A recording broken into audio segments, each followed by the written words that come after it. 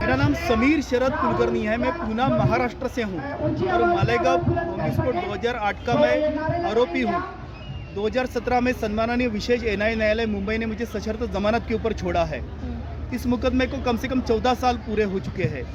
इस मुकदमे के संबंध में सम्माननीय सर्वोच्च न्यायालय और सम्माननीय उच्च न्यायालय मुंबई के खंडपीठों का बार बार आदेश पारित हुआ है कि ये मुकदमा जल्द से जल्द समाप्त करो। लेकिन 14 वर्षों से क्षुद्र राजनीति की वश या इस मुकदमे से जिनको भी लाभ होता है वो ये मुकदमा समाप्त नहीं होने देते हैं। इसलिए मैं व्यथित होकर आज मैंने माननीय राष्ट्रपति महोदय जी को ज्ञापन दिया है कि कानून के देश में सम्माननीय सर्वोच्च न्यायालय का सम्माननीय उच्च न्यायालय का आदेश का पालन नहीं होगा तो फिर कहाँ पर होगा। हम भारतीय जो हमारा मूलभूत संवैधानिक अधिकार है निष्पक्ष न्याय, भारत में हमको नहीं मिलेगा तो किस देश में हमको मिलेगा। इसलिए आज मैंने एक दिन का मुझे दिल्ली पुलिस ने अनशन करने का परमिशन दिया था। इसलिए मैंने 13 साल से पहली बार मैं दिल्ली में आया हूँ और एक दिन का मैं अनशन के ऊपर बैठा हूँ, अकेला बैठा हूँ। सही बात है, लेकिन मुझे ऐसा लगता है कि यह देश में जो भी हमारी व्यवस्था है वो संविधान के अंतर्गत ही काम करती है, वो कानून के दायरे के अंतर्गत ही काम करती है। इस व्यवस्था के कुछ लोग हैं जो क्षुद्र राजनीति के शिकार होते हैं या स्वकेंद्रित या स्वार्थ की वजह से अब तक कर्तव्य का निर्वहन नहीं करते हैं। लेकिन इस समूचे देश में ऐसा कतई नहीं हो सकता है कि इतनी बड़ी अनदेखी हो, क्योंकि छोटा मुकदमा नहीं है। आज इस मुकदमे के जो अपराधी है वो 14 साल से बोनस लाइफ जी रहे हैं। इसलिए आज मैंने राष्ट्रपति महोदय जी को यही विनती किया है कि इस मुकदमे के जो भी गुनहगार है उनको सख्त से सख्त सजा मिलनी चाहिए, फांसी की सजा मिलनी चाहिए, जल्द से जल्द फांसी के उनको ऊपर लटकाना चाहिए और जो निर्दोष है उनको भी छोड़ा जाना चाहिए, क्योंकि ये माथे के ऊपर कलंक लगा के अभी हम नहीं जी सकते हैं। इसलिए मैंने आज व्यतीत होकर प्रार्थना किया है। और निर्दोष का फैसला आप कैसे कर सकते हैं? नहीं, मैं कर ही नहीं रहा हूँ। मैं न्यायालय में हर दिन सुनवाई के लिए इसीलिए जाता हूँ ताकि जो गुनहगार है उनको सजा मिल सके और जो निर्दोष है उनको छोड़ा जा सके। मेरा इस मुकदमे से पहले दिन से कोई वकील नहीं है, मुझे न्यायालय के ऊपर पूरा विश्वास है। इसी विश्वास के साथ तो मैं 14 साल से चक्कर काट रहा हूँ न्यायालय के। मैं पूना महाराष्ट्र का हूँ। पूना से मैं हर दिन मुंबई 350 किलोमीटर अप डाउन करता हूँ। एक सेकंड भी मैं कभी न्यायालय के अंदर देरी से नहीं गया हूँ। मेरा कोई वकील नहीं है। विश्वास है इसलिए तो हम चक्कर काट रहे हैं, विश्वास है इसलिए तो हम राष्ट्रपति महोदय जी को विनती कर रहे हैं कि भैया कानून के दायरे के अंदर इस मुकदमे के गुनहगारों को आप सजा दो और जो निर्दोष है उनको छोड़ो करके। 2015 में सुप्रीम कोर्ट ने जो हमारा को एक्यूज है लेफ्टिनेंट कर्नल प्रसाद पुरोहित, उसका बेल एप्लीकेशन डिसाइड करते वक्त मुंबई उच्च न्यायालय को एक डायरेक्शन पास किया था कि 1 महीने के अंदर मालेगांव बम ब्लास्ट के सभी आरोपियों का बेल एप्लीकेशन आप डिस्पोज ऑफ कर दो मेरिट के ऊपर, और इस मुकदमे में एक स्पेशल कोर्ट का गठन किया जाए और ये मुकदमा जल्द से जल्द समाप्त करो। ऐसा 2015 का सुप्रीम कोर्ट के डबल बेंच का ऑर्डर है। उस डबल बेंच का ऑर्डर का पालन नहीं हुआ, इसलिए मैं बॉम्बे हाई कोर्ट में बार बार गया। उन्होंने भी बहुत बार डायरेक्शन दिया है कि ये मुकदमे की सुनवाई हर दिन चले, पूरा दिन चले। स्पेशल एनआईए एक्ट में भी प्रोविजन है डे टू डे का।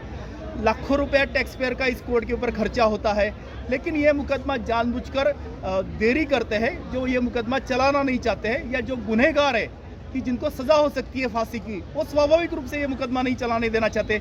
अगर आप निर्दोष है तो भैया आप सामना करो मुकदमे का, ऐसा मेरा कहना है। हर दिन सुनवाई हो, पूरी सुनवाई हो, क्योंकि 29 सितंबर 2008 का ये दुर्भाग्यपूर्ण घटना है मालेगांव विस्फोट की।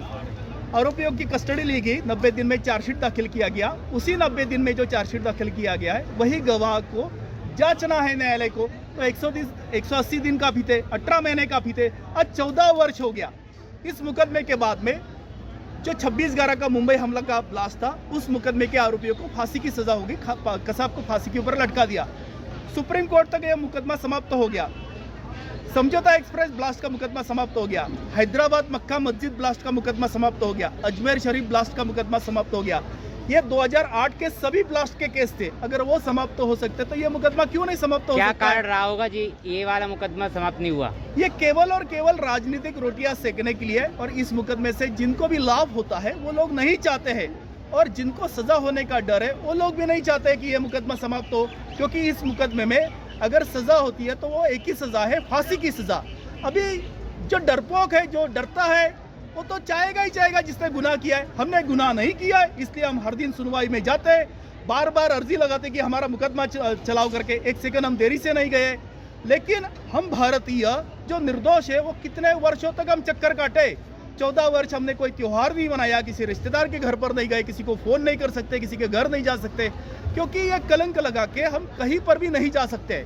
इसलिए हमारे पास एक ही रास्ता है कि जब तक न्यायालय हमारे ऊपर का जो कलंक है उसके ऊपर ठप्पा नहीं लगाता है निर्दोषत्व का, तब तक हम सभ्य समाज में आसानी से स्वाभिमान के साथ नहीं जी सकते। 14 वर्ष से तो न्यायालय के चक्कर काट रहा हूँ और बहुत ही हमारा पूरा परिवार बर्बाद हो गया और हमें नहीं पता कि मरते दम तक हम यानी सुख चैन की जिंदगी जी पाएंगे कि नहीं जी पाएंगे, क्योंकि इसके बाद में उच्च न्यायालय है, उसके बाद में अपील में जाएंगे सर्वोच्च न्यायालय में।